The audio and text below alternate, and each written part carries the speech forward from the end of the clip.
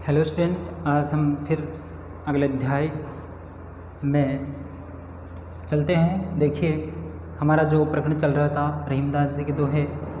रहीमदास जी ने जो है नीति से युक्त दोहों की रचना की है। रहीमदास जी जो है इनके जीवन के बारे में हमने जाना और इनके नीति से युक्त कई दोहों जो हमें पढ़े हैं उनमें बहुत सी हमें नीति से युक्त बातें सीखने को मिली है। साथ ही जो बात नीति युक्त इन्होंने कही है वो एक दृष्टांत रूप में कही है, अर्थात उसका दृष्टांत दिया है एक प्रमाण स्वरूप में। तो इसी प्रकार जो है इनके समस्त दोहों में नीति से युक्त एक आम सामान्य जो है हम ये कह सकते हैं कि जीवन जीने में एक काम में आने वाली बातें हैं जो हम जीवन में उतार सकते हैं, सजग रह सकते हैं और गुण अवगुण, सत्य असत्य, क्या सार है जीवन का आदि कुछ जो है ये संत महाकाव्य में हमें देखने को मिलती है। तो विद्यार्थियों, आज हम इसी प्रकार आगे के अध्ययन की ओर चलते हैं और देखिए आज का दोहा स्वरूप क्या है। दीन सबन को लखत है, दीन ही लखे न कोई, जो रहीम दीन ही लखे, दीन बंधु सम होय। दोनों रहीम एक से, जो लो बोलत नाही, जान परत है काक पिक, ऋतु बसंत के माही। बड़े बड़ाई ना करे, बड़े न बोले बोल, रहीमन हीरा कब कहे, लाख टका मेरो मोल। बिगड़ी बात बने नहीं, लाख करो किन कोई, रहीमन फाटे दूध का, मथे न माखन होय। विद्यार्थी, बहुत ही अच्छी अच्छी बातें कही है जीवन में, अनुकरणीय बातें इन्होंने सीख दी है हमें। अपने जीवन को एक सौंदर्य, सार्थक और जो है ये उत्कृष्ट महानतम हम बना सकते हैं इन नीतियों का पालन करके, अनुकरण करके। एक सज्जनता का गुण जो है हम यहाँ से सीख सकते हैं, प्राप्त कर सकते हैं। इसी क्रम में रहीमदास जी समकालीन परिवेश में जो व्याप्त एक आडंबना या यूँ कहे कि समाज में व्याप्त एक प्रकार से व्यवहारिक जो असामंजस्यता थी, लोगों में अनीति थी, तो कई बातों का ज्ञान जो हमें रहीमदास जी दे गए, जो आज भी उनका अजर व अमर है। इसी क्रम में चलते हैं। देखिए विद्यार्थियों, पहले बताया दीन सबन को लखत है। दीन का मतलब यहाँ है गरीब। दीन का मतलब क्या है यहाँ पर? गरीब है। सबन को यानी सभी को। लखत है का मतलब होता है देखते हैं। दीन नहीं वही गरीब, लखे न कोई, कोई यानी कोई भी, लखे नहीं देखता है। जो रहीम दीन ही लखे, जो दीन को देखता है। दीन बंधु सम होय, दीन बंधु के समान। सम यहाँ पे उपमित किया गया, उपमा अलंकार उपमित किया गया है दीन बंधु के समान, यानी कि ये उपमान है। ये क्या है? उपमान है और उपमेय है आपके गरीब, यानी ये दीन ही यानी गरीब, ये क्या हो जाएगा? उपमेय हो जाएगा। और उपमान दीन बंधु अर्थात ईश्वर, परमात्मा, मालिक। तो इसमें एक सज्जनता का गुण एक विशेष रूप से कहा गया है। रहीमदास जी कहते हैं कि दीन सबन को लखत है। जो गरीब होता है वो सबकी ओर देखता है, अर्थात जो उससे श्रेष्ठ है उन सब की ओर वो देखता है। गरीब अपने से अपर जो होते हैं उनकी ओर देखता है, कुछ कामनाएं, कुछ उम्मीदें आदि कि मुझे कुछ सहायता इनसे मिलेगी आदि बातों को लेकर के वो देखता है। दीन सबन को लखत है, गरीब जो है सबको देखता है। दीने लखे न कोई, परंतु दीन की ओर कोई नहीं देखता। दीन ही लखे न कोई, परंतु उस गरीब की ओर वे लोग नहीं देखते हैं, वे सब लोग गरीब की ओर नहीं देखते हैं। फिर कहते हैं, रहीमदास जी कहते हैं कि जो रहीम दीन ही लखे, रहीमदास जी कह रहे हैं कि जो दीन की ओर देखता है, जो गरीबों की ओर देखता है, जो गरीबों को समझता है, पास में आता है, उनकी समस्या का हल करता है, उन्हें सहायता करता है, जो भी है, तो जो गरीबों को देखता है वह, जो गरीबों को देखने वाला है वह दीन बंधु सम हो, दीन बंधु के समान होता है, अर्थात वो भगवान के स्वरूप में होता है। तो यहाँ पर मूल भाव क्या है, यहाँ पर रहीमदास जी समझाना चाह रहे हैं कि गरीब व्यक्ति, जो गरीब होते हैं, निर्धन होते हैं, वो जो उनसे अपर होते हैं, उन सब की ओर वो दृष्टि पर देखते हैं, उम्मीदों से भरी नज़र से उनको देखते हैं, लेकिन वो सब दीन की ओर अर्थात उस निर्धन की ओर कोई कभी नहीं देखता है। रहीमदास जी आगे कहते हैं कि जो गरीब की ओर देखता है वह भगवान के समान होता है, जो गरीब की ओर देखता है वह भगवान के समान होता है। दीन बंधु, गरीबों का मसीहा, गरीबों के मालिक, दोनों रहीम एक से जो लो बोलत नाही, जान परत है काक पिक ऋतु बसंत के माही। रहीमदास जी ने बहुत ही अच्छी बात कही विद्यार्थियों कि जो रहीम एक से,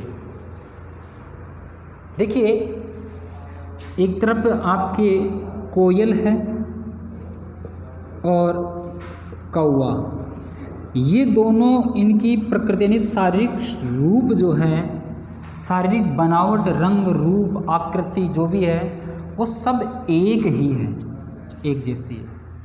अब जब एक जैसे है तो हम इनको पहचानेंगे कैसे? वाणी से। कैसे? वाणी से। कौवा कर्कश, कर्कश आवाज में लगा, कोयल मधुर वाणी में, मधुर वाणी में, यानी मधुर वाणी से हम इसकी पहचान कर लेंगे। तो रहीमदास जी कह रहे हैं कि दोनों रहीम एक से, दोनों एक समान है। जो लो बोलत नहीं, जब तक वो नहीं बोलते हैं तब तक दोनों एक समान प्रतीत होते हैं, दोनों एक ही लगते हैं। जान पड़त है काक पिक, जान पड़ते हैं क्या? कौवा और कोयल, जान पड़ते हैं कौवा और कोयल। कब? ऋतु बसंत के माही, बसंत ऋतु के अंदर वो जान पड़ते हैं, यानी अर्थात हम जान जाते हैं। तो देखिए विद्यार्थियों, इसमें बताया है, रहीमदास जी कहते हैं कि दोनों एक जैसे प्रतीत होते हैं देखने में, और जब तक वो नहीं बोलते हैं तब तक हम उनको पहचान नहीं पाते, दोनों एक जैसे लगते हैं। लेकिन जब बसंत ऋतु आती है और दोनों बोलने लग जाते हैं तो पता चलता है कि एक कौवा है और एक कोयल है। तो इसी प्रकार जो है विद्यार्थियों, रहीमदास जी ने दोनों की महिमा अर्थात वाणी से युक्त, वाणी का महत्व बताया गया है यहाँ पर कि कौवा जो है कर्कश आवाज़ में बोलता है, जो सबको अच्छी नहीं लगती है। अर्थात इन दोनों में एक चीज़ बताई गई है जो मूल भाव है। देखो ये तो गुणवान बताई गई है, ये तो गुणवान है, और ये कौवा जो है गुणहीन, कौवा को गुणहीन बताया गया है, इसमें कोई गुण नहीं होता है। अर्थात ये जो है लोगों को बुरा लगता है, इसकी वाणी भी अच्छी नहीं होती है, इसी प्रकार। और कोयल जो है वो वाणी मीठी होती है, मधुर वाणी में बोल के सबका मन हर लेती है, इसलिए कोयल गुणवान। तो यहाँ पे गुण इसका अर्थ ये है कि गुणवान व्यक्ति की महत्ता है और निर्गुण व्यक्ति की कोई महत्ता नहीं है, जिससे बहुत से लोग एक जैसे प्रतीत होते हैं, लेकिन उनकी वाणी और व्यवहार और कर्म से जो है उनको पहचाना जा सकता है। जिस प्रकार कोयल और कौवा सेम प्रकृति का होता है, परंतु वाणी जो है इनकी अलग अलग है। और जब करीमदास जी कहते हैं कि उन दोनों एक जैसे देखने को, वो जब तक नहीं बोलते वो एक जैसे लगते हैं, लेकिन जब वर्षा ऋतु आती है अर्थात बसंत ऋतु आती है, तो बसंत ऋतु आने पर कोयल बोलती है, कौवा बोलता है, तो उनका अपना अपना जो है मालूम चल जाता है कि कौन कोयल और कौन जो है कौवा है। इसी क्रम में आगे चलते हैं विद्यार्थियों। अब आगे हैं, बड़े बड़ाई ना करे बड़े न बोले बोल, रहीमन हीरा कब गए लाख टका मेरा बोल। यहाँ पर बहुत ही अच्छी बात कही है। देखो हमारे हिंदी में कहा गया है कि अपने मुँह मियाँ मिट्ठू बनना, यानी आप स्वयं की बड़ाई स्वयं करना।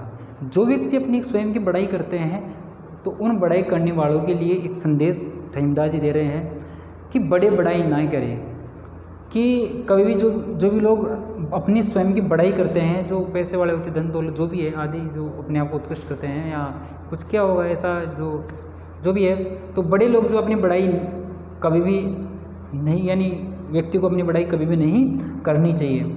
बड़े न बोले बोल, और कभी भी उनको बड़ा बोल अर्थात ऐसा बोल कि लोगों को चुभ जाए या लोगों को आघात करे, उनके हृदय को या ठेस पहुँचाए, उनको अपमान सहना पड़े, ऐसा बोल, बड़ा बोल कभी नहीं बोलना चाहिए। रहीमन हीरा कब गए, रहीमदास जी ने यहाँ दृष्टांत दिया है, दृष्टांत अलंकार भी है।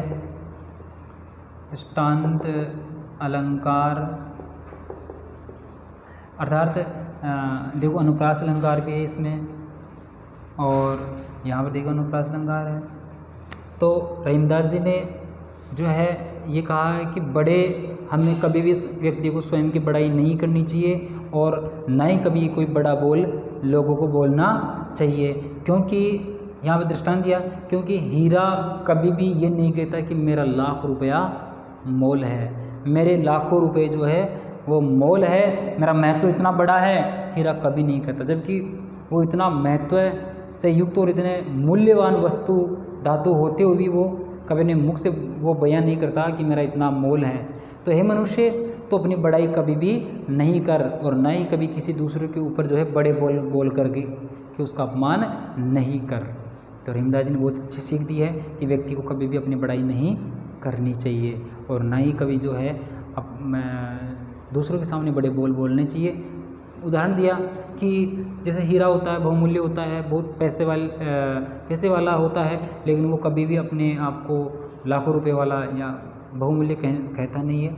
इसी क्रम में आगे चलते हैं।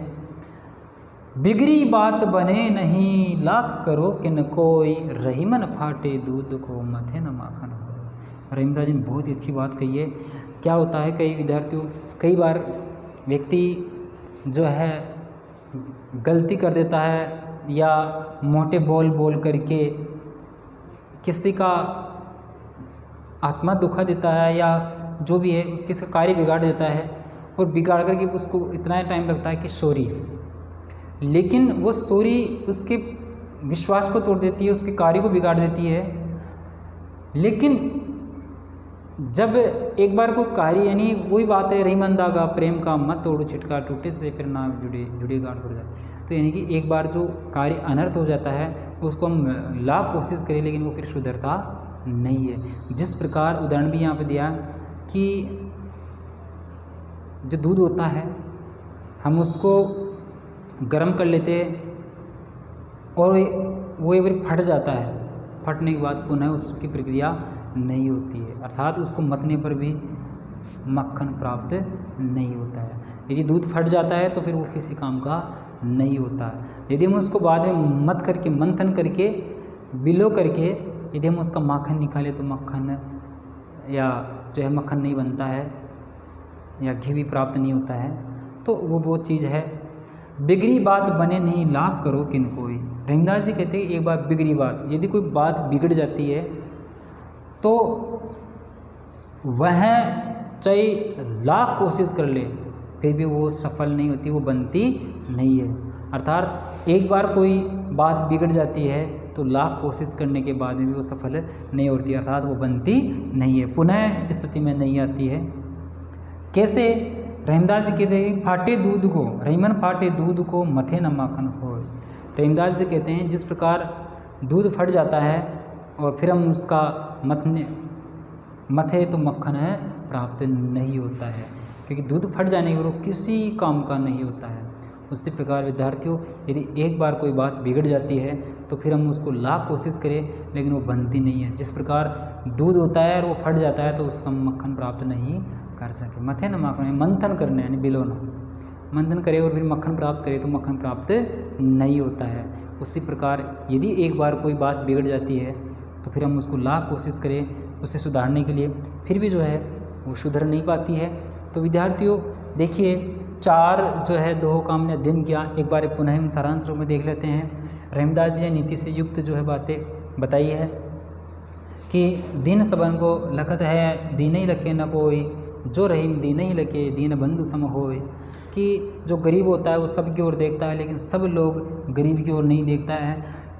जो गरीब की ओर देख लेता है वो भगवान के समान हो जाता है, वह ईश्वर के समान होता है और होता भी है, क्योंकि उस गरीब के लिए जो उसको सहायक होता है, जो उसकी हर समस्या का समाधान करता है, उसकी भावनाओं की कदर करता है, वह ईश्वर के समतुल्य हो जाता है। ईश्वर तो नहीं होता परंतु के समान ही माना जाता है।